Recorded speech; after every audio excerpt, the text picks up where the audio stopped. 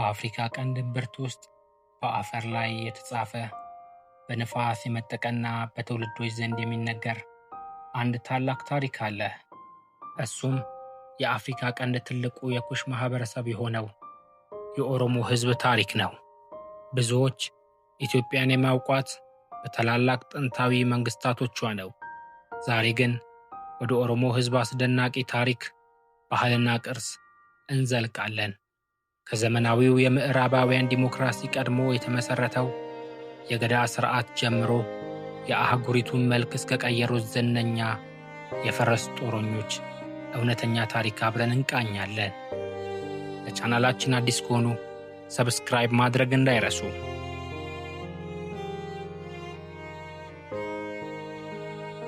የኦሮሞን ሕዝብ ታሪክ ለመረዳት መነሻ ወደ ሆነው ለምለሙ የደቡብ ኢትዮጵያ ከፍተኛ ቦታዎች መመለስ አለብን። ለዘመናት ማህበረሰቡ በደቡብ አካባቢ በዘላልነት በግብርና ኑሮውን ይመራ ነበረ። ነገር ግን በ16ኛው ክፍለ ዘመን ሁሉም ነገር ተቀየረ። በክርስቲያኑ የኢትዮጵያ ግዛት እና በአዳል ሱልጣኔት መካከል የተደረገው ከባድ ጦርነት አካባቢውን በከፍተኛ አዳክሞት ነበረ። ይህን ተከትሎ የኦሮሞ ሕዝብ ታሪክ ምሁራን ታላቁ የኦሮሞ ፍልሰት ብለው የሚጠሩት ታሪካዊ እንቅስቃሴ ጀመረ። በከፍተኛ ፍጥነት በተደራጀ ሁኔታ ወደ ተለያዩ አካባቢዎች መስፋፋትና በአካባቢው ማህበረሰቦች ጋር ተዋህደው መኖር ጀመሩ። በ18ኛው ክፍለ ዘመን የኦሮሞ መሪዎች በጎንደር የቤተ መንግሥት ፖለቲካ ውስጥ ትልቅ ሚናን መጫወት ጀመሩ። የመሳፍንት ዘመን ተብሎ በሚጠራው የታሪክ ወቅት የሀገሪቱን ስልጣን እስከ መያዝ ደርሰው ነበረ።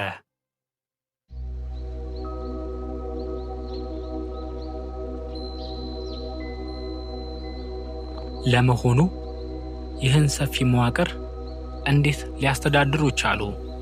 ሚስጥሩ ያለው አስደናቂ በሆነው የውስጥ አስተዳደራቸው ማለትም በገዳ ስርዓት ላይ ነው። ዘመናዊው ዓለም ስለ ዲሞክራሲ ማውራት ከመጀመሩ ከረጅም ጊዜ በፊት ኦሮሞዎች በተግባር ይኖሩት ነበረ። የገዳ ስርዓት ህብረተሰቡን በዕድሜ እርከን የሚከፍል የዲሞክራሲ ስርዓት ነው። በየ8 ዓመት ስልጣን አባገዳ ለሚባሉ አዲስ ተመራጭ መሪዎች በሰላማዊ መንገድ ይተላለፋል። ንጉሥ ወይም አባገነንነት የለም። ሁሉም ነገር በሕግና በተጠያቂነት ይመራል። ይህ ሥርዓት የወንዶች ብቻ አልነበረም። የኦሮሞ ሴቶች ስንቄ በተባለው ተቋም ከፍተኛ ክብርና ስልጣን ነበራቸው። ሴቶች ስንቄ የተባለውን የተከበረ ዱላ በመያዝ ግጭቶችን ማስቆም፣ በሴቶች ላይ የሚደርሰውን በደል የመከላከልና ማህበራዊ ሰላምን የማስከበር ፍጹም መብት ነበራቸው። አንዲት ሴት ስንቄዋን ካነሳች ማህበረሰቡ በሙሉ ይሰማታል።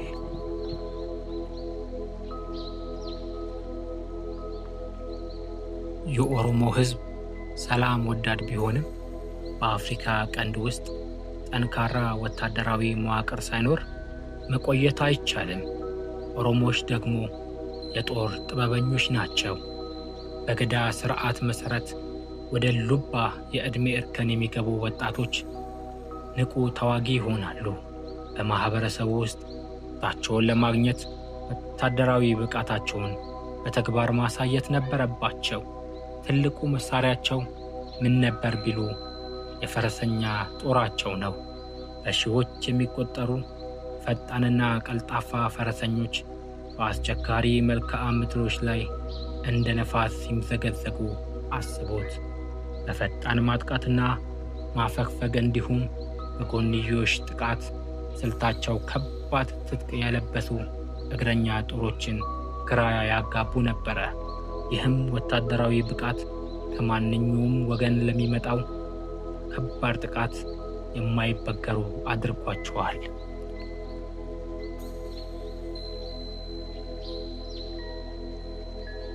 ከዚህ ወታደራዊ ጥንካሬ በስተጀርባ ጥልቅ የሆነ መንፈሳዊ እይታ ነበረ። የክርስትናና የእስልምና እምነቶች በስፋት ከመስፋፋታቸው በፊት የኦሮሞ ሕዝብ ዋቂፍና የተባለውን ጥንታዊ የአንድ አምላክ እምነት ይከተሉ ነበረ። እነሱም በአጽናፈ ዓለም ፈጣሪ የእውነትና የፍትህ ምንጭ በሆነው በአንድ ዋቃ አምላክ ያምኑ ነበረ። የእግዚአብሔር መለኮታዊ ኃይል ወይም አያና በተፈጥሮ ውስጥ ይገለጻል ብለው ያምኑ ነበረ። ይህ ደግሞ ወደ ታላቁ የምስጋና በዓላቸው ወደ ኢሬቻ ያመራናል። በየዓመቱ በሺዎች የሚቆጠሩ ኦሮሞዎች በወንዞችና በትላልቅ ዛፎች ስር ይሰበሰባሉ። የለመለመ አረንጓዴ ሳር በእጃቸው በመያዝ ክረምቱን በሰላም አሳልፎ ለጸደይና ለምርት ዘመን ስላበቃን ለዋቃ ለፈጣሪ ምስጋናን ያቀርባሉ። ይህም ዛሬም ድረስ በደመቀ ሁኔታ የሚከበር የታላቅነትና የአንድነት ባህል መገለጫ በዓል ነው።